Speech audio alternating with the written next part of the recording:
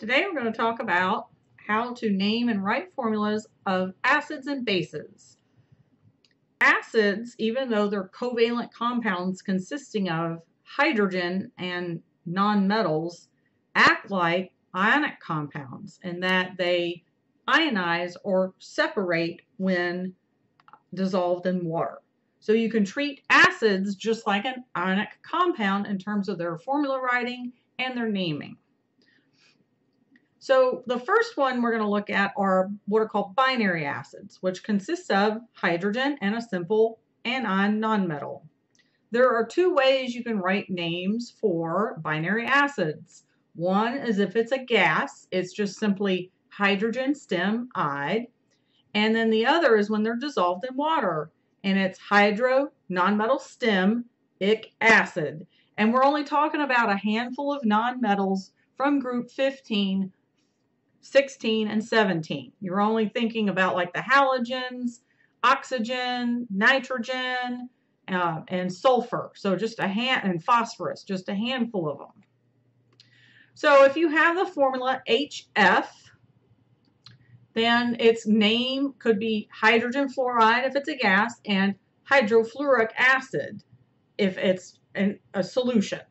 Okay, and then HCl, hydrogen chloride or hydrochloric acid, HBr, hydrogen bromide, hydrobromic acid, and H2S, hydrogen sulfide or hydrosulfuric acid. So let's take a moment and talk about why the formulas are what they are. So if you were given the name and you had to write the formula, remember that hydrogen, when with a nonmetal, is +1. Fluoride is in group 17, it's -1. And so that cancels +1 -1, and that's why it's just HF. And that's true for all of the group 17 halogens that make acids. So if you were given the name hydrogen sulfide, remember that hydrogen is +1, that's a 1 and not a 4, that's a plus and a 1 and not an H. And then sulfide is -2. I can't really write with my mouse very well. Sulfur is in group 16, so it's -2, okay? So 1 - 2 is not balanced, so you can treat all of these just like a simple ionic compound, and you can swap and drop those oxidations, and that's why you need a subscript of 2 with the sulfur. And that's true for any of the group 16 nonmetals, or even with any of the nonmetals from group 15. Okay. Get my controls back here. Oh, well, I'm going backwards here. Sorry.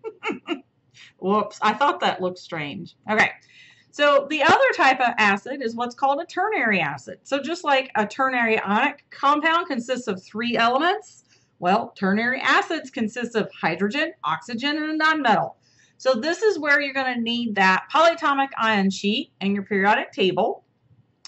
So you name them with the nonmetal stem and ic for the oxidation state that has more oxygens, and us for the oxidation state for less oxygens. So I'll show you what I'm talking about. One way to help you remember the mnemonic device, I ate something icky. So if we look at some oxyanions of sulfur, we have and nitrogen. We have nitrate, sulfate, nitrite, sulfite, chlorate, chlorite, phosphate, and phosphite. Those can make nitric acid and becomes nitrous acid, and then sulfuric acid and sulfurous acid for the lower oxidation. So fewer oxygens are ites, 1 less than an 8, so it gets the us ending. And again, since the oxidation is 2, we need 2 hydrogens. Here the oxidation is 1, so we just need the 1 hydrogen. Again, 8s become ix, and the lower oxygen is an ite, so it becomes an us. Then you have chlorate becomes chloric acid. Chlorite becomes chlorous acid. And then watch with phosphate. So you have that oxidation of 3. I'm going to need 3 hydrogens to make it phosphoric acid. And then I'm going to need 3 hydrogens for phosphorus acid.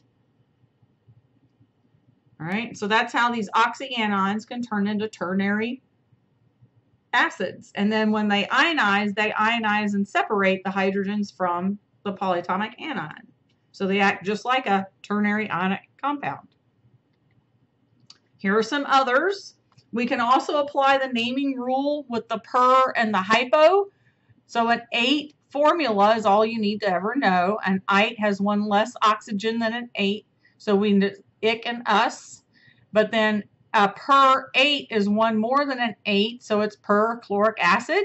And then a hypoite is 1 less than an ite. So it's hypochlorous acid. Again, the oxidation's -1 on these. So we only need the 1 hydrogen to make them balance. Here are some more examples. Borate and borite form boric acid and borous acid. Carbonate and carbonite form carbonic acid and carbonous acid. Arsenate and arsenite form arsenic acid and arsenous acid. So again, notice the oxidations because these are +1s for the hydrogen. This is -3, -2, -3. In order for it to cancel, you need to swap and drop, just like a ternary ionic compound would name and formula write. All right, for bases, these are easy because you really only have a handful of them, but there are some other unusual acids and bases, which we'll talk about in Unit 7 on acid-base chemistry.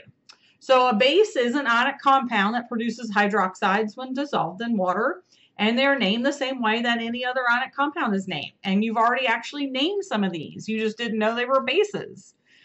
You write the symbol for the metal followed by the formula for the hydroxide and then balance with subscripts just like you would for any other ionic compound. So, for example, if we had, let me go back and do all of it. Whoop, went too far, sorry. Okay. If you had sodium hydroxide, remember sodium is a +1, hydroxide's -1, so you just write, oh, I'm going the wrong way. Excuse me, I'm going backwards. Never mind, I can't do this right. So sodium hydroxide +1, -1, lithium hydroxide +1, -1, potassium hydroxide +1, -1, and then magnesium is a +2, and hydroxide's -1, so you need 2 hydroxides for every 1 magnesium. Barium and calcium are also from group 2, so you need 2 hydroxides. Just like if I had aluminum hydroxide, it would be Al parentheses OH parentheses subscript of 3. And that's all.